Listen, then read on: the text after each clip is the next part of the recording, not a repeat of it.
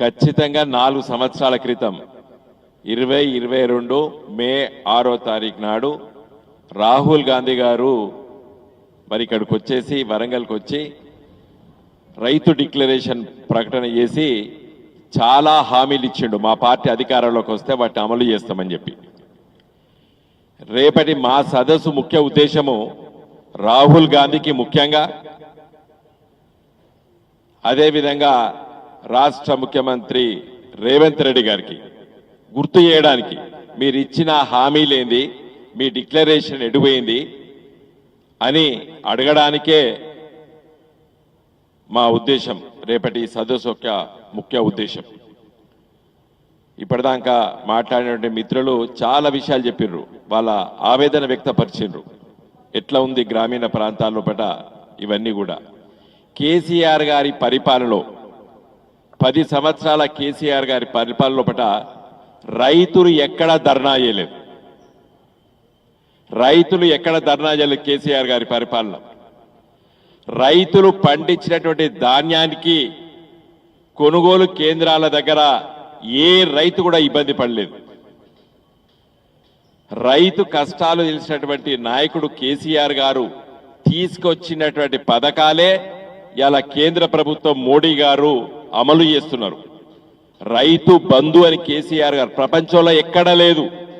మొదటిసారి ఆలోచన చేసి రైతులకి నేరుగా మరి నాటేసే ముందు విత్తనాలకు ఎరువులకు వాళ్ళకు జేబులో డబ్బులు ఉండాలి అని చెప్పి రైతు బంధు అనే కొత్త పథకాన్ని రూపకల్పన చేసి అమలు చేస్తే ఇలా ప్రధానమంత్రి మోడీ గారు పిఎం కిసాన్ అనే పేరు మీద దాన్ని కాపీ చేసి అమలు చేస్తున్నాడు.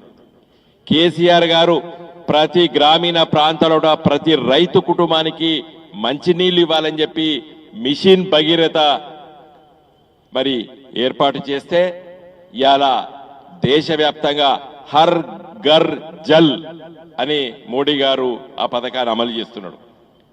కేసీఆర్ గారు కాకతీయ మిషన్ పేరిట గ్రామీణ ప్రాంతాల్లో పట రైతులకి చెరువుల్లో కుంటల్లో నీళ్లు ఉంటేనే వాళ్ళ బాయిలలో బోర్లలో నీళ్లు ఉంటాయని చెప్పి మిషన్ కాకతీయ ప్రకటన చేసి అమలు చేస్తే ఇలా దేశవ్యాప్తంగా రిస్టోరేషన్ ఆఫ్ వాటర్ బాడీస్ అని చెప్పి కేంద్ర ప్రభుత్వం ఇలా పథకం అమలు చేస్తుంది.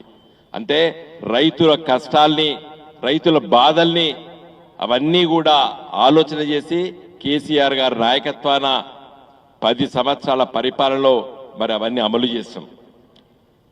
సరే, ప్రజాస్వామ్యంలో పట్ల ఓటర్ మహాశయులు కాంగ్రెస్ పార్టీకి అధికారం అప్పయిపోయారు. చాలా హామీలు ఇచ్చారు. ఆ హామీలు ఒక్కటి కూడా నిలుపు దళ చేసుకోలేడానికి సిద్ధంగా లేడు రేవంత్ రెడ్డి, రాహుల్ గాంధీ. రేపటి సదస్సులో చాలా విషయాలు మరి కేటీ రామారావు గారు మాట్లాడతారు. ఈ సదస్సు యొక్క ముఖ్య ఉద్దేశం రాహుల్ గాంధీ గారు ప్రకటన చేసినటువంటి రైతు డిక్లరేషన్ ని ఈ సొయ్యి స్పృహ లేని రేవంత్ రెడ్డికి గుర్తు చేయడానికి మాత్రమే రేపటి సదస్సు. జై తెలంగాణ.